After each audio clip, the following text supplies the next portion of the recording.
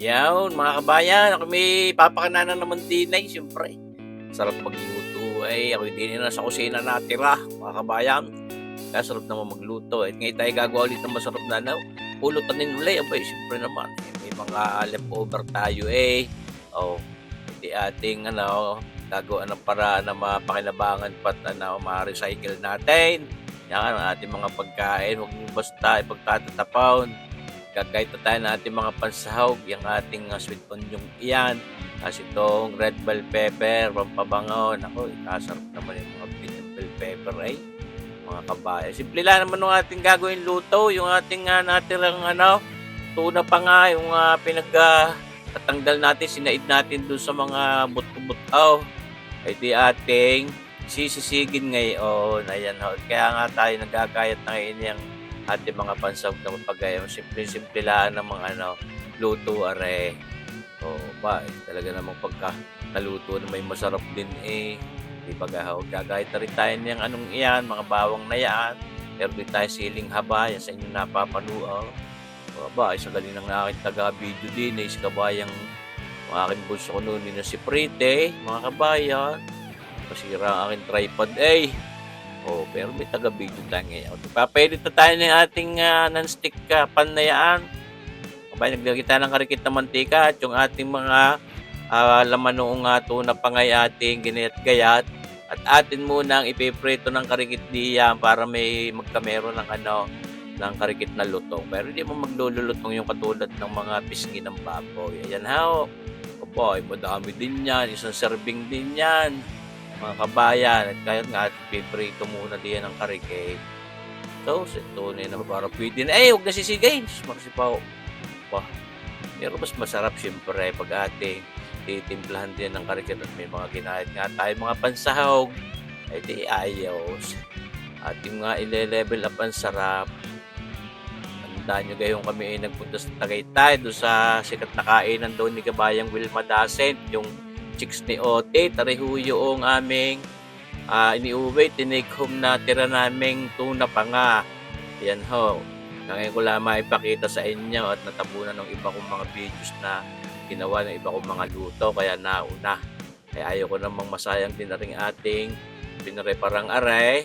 Gusto ko rin maipakita sa inyo. Dahil kagin ng mga panimtan, may pamintang papagayaan at ito hindi pwedeng mawala sa sisig yung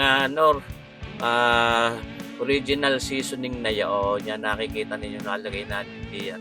Hindi naman natin ito para as yan ang magsisilbing nga pampasarap niya, pampalinam na pampaalat din ng karikate. Yung Nor seasoning na yan. Gamit na gamit. Kundi sa mga pagsisisig. Hindi ko sponsor yun ha. Bahagi ko lang sa inyo. Meron din namang ibang brand din na nagagamit. Yung mga magic, yung mga Maggi Sabor yata yung pwede din. Pero yan ang mas gusto kong gamitin yung Nor Original Seasoning. Naglagay tayo ng butter, mga 1 kutsara at kalahati. Di ating tinabi muna ng karikit doon sa ating non-stick wok pan yung ating pinirito. Yan Diyan na rin naman ang suman niyan. At ang pagugulungin ng karikit ng mga bawang niyan doon sa ating butter at yung iba pa natin mga pansahog. At masyama na rin ng maya-maya. Isa rin lang suma. Huwag na natin masyadong pahirapan ang ating mga sarili. Ayan tunay kaya. Naglalaway na agad Tunay, napakasarap din naman ng mga sisig. Yan yung ating ginagawa yan na tuna. Bakit, sabihin niyo bakit sisig? Baka iniisip niyo ang baboy lamang ang pwedeng gawing sisig. Hindi Ang sisig ay yung sistema ng pagluluto.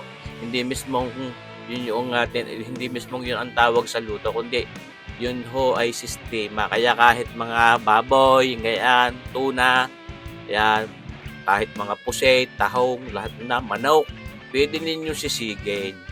Yan, isinahog na natin yung ating mga garnish na yon, yung sibuyas na puting iyaw, bell pepper at bawang, siling habang iyaan. Kaya nga siyama-siyama na hindi yan sa ating iyan. Tunay kayong makakapaglaway pwede rin yung ipang ulam. Siyempre ako bibisita hindi ating tiyahayin yan doon sa pagnalbarikan mga kabayan kapag hapunan na siyempre naman lalagay din tayo ng karikit na brown sugar na putlain, mga kalahating kutsaritang brown sugar na yan. Para may tamis din ng karikate. Yan ho. Yung may nagtatalo yung mga lasa niya. May alat, may asim, may hanghang, may tamis. Yung mga gayang sisig. Yung iba ay gusto pa yung mas manghang. Kaya maya-maya, pwede pa rin naman natin dagdagan ng pampanghang iyan. Ating gagayatan niya ng siling mahanghang. Naglagay din tayo ng karikit na oyster sauce, mga isang kutsarita, mga kabayan. At baka may maghanap. Ay nako, pagka sabi naman baka daw makakalimutan kong oyster sauce. Ay hindi. Yan ang pinakabitsin natin kung tutuusin. Pampalinamnam. Tunay. Sauce ay parang pwede na pero target na oras pa ho, mga kabayan. Para naman yung ating mga sinahog na hindi masyado matitigas pa. Tinimusan at siyempre, para sigurado ang lasa, yun ang mga teknik ho. Huwag yung sasabihin hindi ka daw magaling magluto pag tinitimusan mong yung luto. Aba na mo, hindi mo nagpauso na ho. Yan ho, tulad niyan. Hinahanap pa ng aking panlasa yung lasa nung seasoning na yun. Kaya dinagdagan natin. Dinagdagan pa rin natin karikit na asukal, mga kalahating kutsarita pa uli at hinahanap na aking bibig tamis. Pwede natin dagdagan. Mahirap yung wagas na wagas agad ang panimplang ating ilalagay at mahirap magbawas pag napasubrang alat niya, napasubrang hanghang, ay mahirap. Yan. Pero masarap din sa mga sisig may hanghang, kaya ito ating dagdagan din ng siling manghang net ating ginupit-gupit na ganit nang hindi ko nagagayatain. May kunting pwede naman. So, di ba gahaw, mga kabayan? Malapit na nating hanguin, kaya yung ating nilagay na siling iyon ay di swertihan na lang pag siya mong naisubaw at di mas mahanghang. Pero para humalo pa yung hanghang nun sa kabuang iyan, hindi kung may karikit lang. Ayan ho. Alatsamba na lang sa iyong dila. Pagka naisubo ay di mas mahanghang. Ayan ho. Tunay kaya mga kabayan, pwede na yan. Tinalampigan na rin yan ng kalamunding. Isang perasong kalamansing iyan at hindi rin maganda sa sisig ang sobrang asim. At napakabango din naman ng kalamunding sa mga gayang sisig. At yun ating kaya nagpapainit na ng ating sisting plate at yun ating ihahaplas down at siya na. Pwede na yang iserve. So, salamat sa panunuaw, mga kabayan. Yan, din lumanding.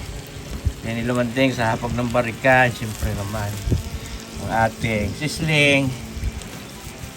Tuna pa nga. Ay, siyempre, yan ang ating babarik. Pars, saan mo nga pwede siyan? Makakakalay, walang laman. Ano ba? Iyan na. Yan, ubusin natin yan. Natira pa. Pag inaubos natin sama na ba ay, talaga, malalasing. Kaya maraming salamat sa inyong panunod, mga kabayan. Abangan nyo pa rin natin susunod na videos. Mabuhay tayo. God bless!